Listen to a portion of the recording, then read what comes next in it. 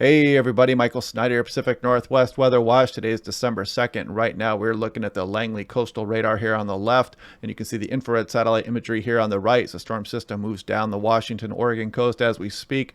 As this system moving south brought some moisture back up over western Washington, brought a surprise snowfall that the models did not pick up well on here across western Washington. Brought 7/10 of an inch to my house here, covered the roads, very slick this morning, and that ends up being very disruptive for SeaTac as well, as all those planes left out overnight have to have all that snow removed off their surfaces before they can depart.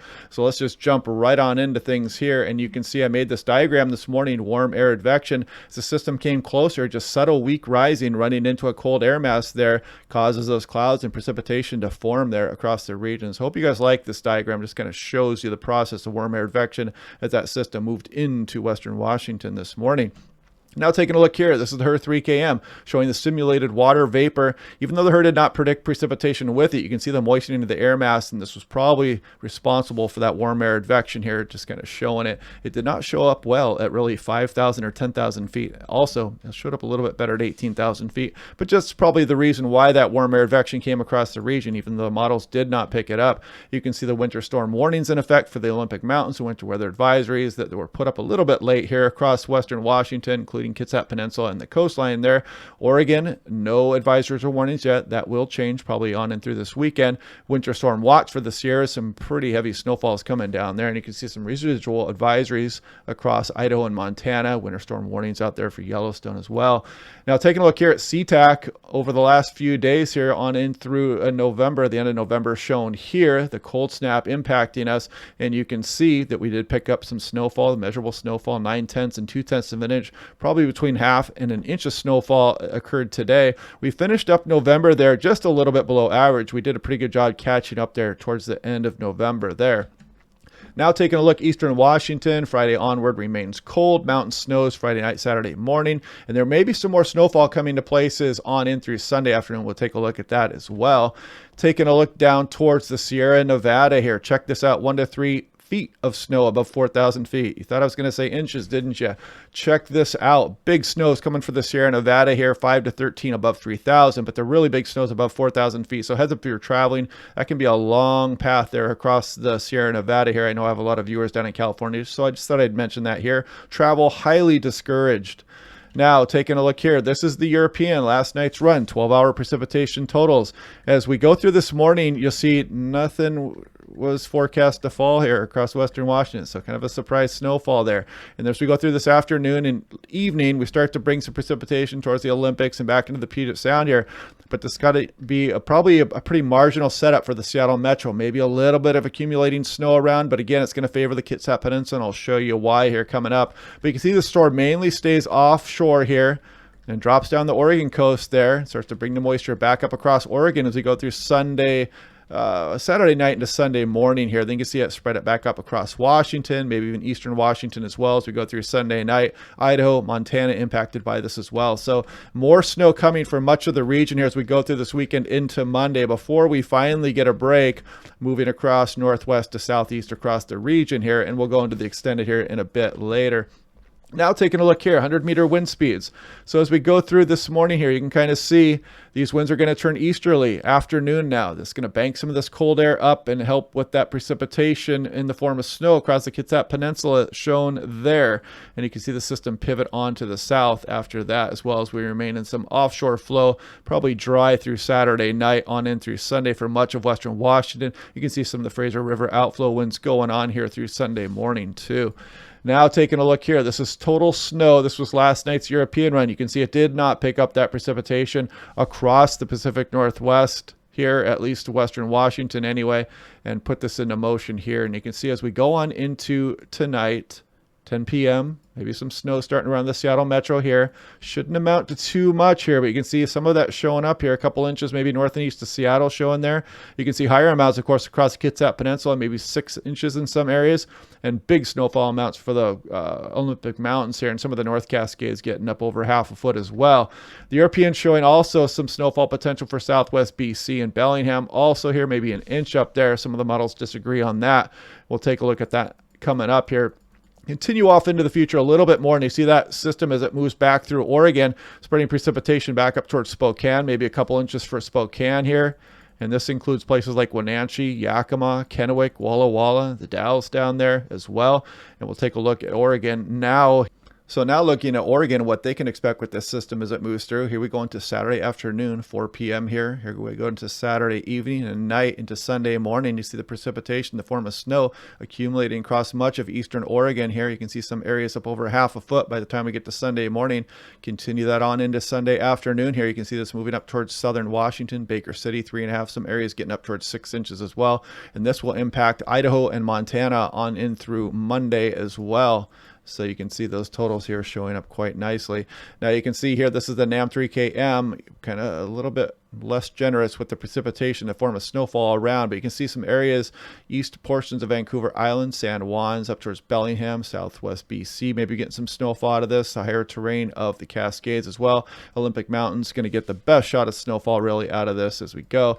As we move on in through Saturday night and evening, you can see the snowfall spreading across some of the eastern Washington here, and I tend to favor the European with the coverage of the snowfall across the area here. Just looks a little sparse here on the NAM for a system moving through a pretty cold system, and even shows some precipitation all the way back up towards the Seattle Metro here through Sunday afternoon. We'll have to watch that closely as well, and we'll try to nail down some of those amounts as we go through tomorrow morning's forecast. Now taking a look here, here is the UW WRF GFS forecast. Did not get this morning's forecast as well. Here we are into Friday afternoon now. You see the snowfall start to accumulate across the Olympic Mountains and the Kitsap Peninsula, showing some nice amounts up here across the San Juans, Bellingham, southwest BC, eastern Vancouver Island as well, maybe areas north of Everett according to the UW model here. But again, you saw the differences between the European at a little bit more, maybe an inch in Seattle here, but it's going to be sloppy, wet snowfall across much of the Seattle Metro here. Better chances for accumulation, Kitsap Peninsula and places northward, and of course the higher terrain. Put this into motion here. Now we're all the way through Saturday night into Sunday morning. You can see some of that precipitation spread back northward across Washington, including areas like Spokane. Might get a few inches of snow here as we go through Monday morning as well. But again, we'll look at that tomorrow morning as the models are going to change for sure by that time. Now, what's going on here? So basically, this is looking at Saturday morning. Let's back up a little bit here. Notice that little blue blob that showed up there. So as we go through this afternoon tonight, we get the easterly winds coming in here. Precipitation starts to fall here, and you can see this area is below freezing, kind of across the Hood Canal area at Kitsap Peninsula. The yellow is the marginal area here, and you can see some of this freezing line come out over some of the Seattle Metro briefly here as we go through tonight and towards Saturday morning here, and you can see below freezing across the San Juans, eastern Vancouver, southwest BC, Bellingham area there. So that's why the Kitsap Peninsula right now is favored for snowfall, at least down here across western Washington. Now taking a look here, let's look out into the extended a little bit here. You can see our system as it drops south, bringing some snow across the Kitsap Peninsula and Big Mountains. It shows the snow falling as snow here across western Washington, but it's probably not going to be accumulating much. It's going to be right marginal on some of the temperatures here. Then you see this pivot through Oregon here, spread the snow across Oregon into southern Washington here on through Montana, Idaho, as we go on in through Monday morning. See, then finally the systems move out here and we dry out for a bit. But then we bring another weak impulse as we go through Tuesday night into Wednesday morning across the area. We'll worry about that as we get closer to it. But then you can see some more Pacific Ocean systems kind of moving in as the low moves towards Haida Gwaii here and towards the western shore of BC here, bringing some rainfall, mountain snows as we go through later next week here. Then maybe another system on the heels of that as well. Even kind of has an atmospheric river look here as we go out 240 hours, which is 10 days. Now taking a look here, GFS on the left, GFS on the right, European on the left. Yesterday afternoon's run, we're playing a little bit of an extended forecast game as we usually do between the GFS and the European. There goes the system through Oregon, eventually kicks out through Montana. Polar lobe takes a weak swipe at us here. Doesn't really get back to the Pacific Northwest too much. Might get a weak impulse here with that. Then you can see a relatively good agreement here between the GFS and the Euro. Some kind of trough dropping down here mid and later next week. And as we go into the extended a little bit more, I noticed this. The GFS is more bullish here with the ridging, which would bring a colder system down here across Pacific Northwest versus the European here, which kind of loses that big ridge here over western Alaska, which would be more just kind of garden variety Pacific storms here.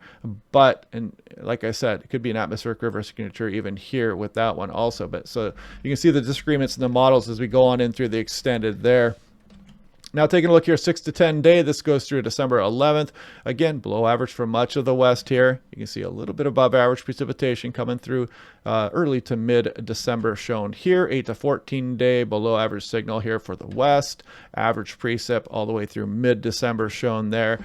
And again, I like to point this out. If you guys go in backcountry, check this site out. You can see the moderate and considerable avalanche danger out there for portions of the Cascades, including Mount Hood down there. You can click on these individual areas and get all kinds of good details here, snow reports and hazards, whatnot. So great website there. So anyway, yeah, the nice surprise to wake up to this morning. I love watching it snow. Just kind of interesting that there wasn't a 2-hour delay for the school district around here. It was pretty slick out there. I drove my daughter to school and it was, we were sliding around a little bit out there.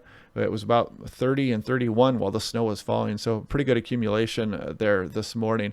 But yeah, this is pretty nice looking on the satellite imagery here. And for snow lovers, it's too bad this thing didn't come inland a little bit further here and get some better precipitation dynamics across the region. But that's the name of the game, as you can still see the Arctic air kind of moving off the coast here across the area. So we'll just kind of watch this, and we'll watch that system a little bit closer tomorrow here, and we'll try to pinpoint some of these snow totals as it comes across Oregon and southern Washington, moves through Idaho and Montana on in through the weekend here. So yeah, hopefully you guys are enjoying this weather pattern here. Pretty good late November cold snap into early December now, and we've got a long ways to go here this winter. We just started meteorological winter officially yesterday, December 1st, so we've got December, January, February to go here. We're probably gonna have brushes with snowfall on in through the future. I'm pretty certain of that. It is a La Nina year, so pretty good bet there. So anyway, thanks to all my new members, my new subscribers. Click like, turn your notifications on, tell your friends. We're getting a pretty good following here across Pacific Northwest, very tight knit. The comments here are generally very positive. It's very pleasant here to watch you guys put the comments in. So anyway, hope you guys are having a good day. We'll do this again tomorrow. Check back on Twitter for any now time updates on my Twitter feed, Seattle Weather Guy. So anyway, I will talk to you guys tomorrow, and hope you guys are having a good day.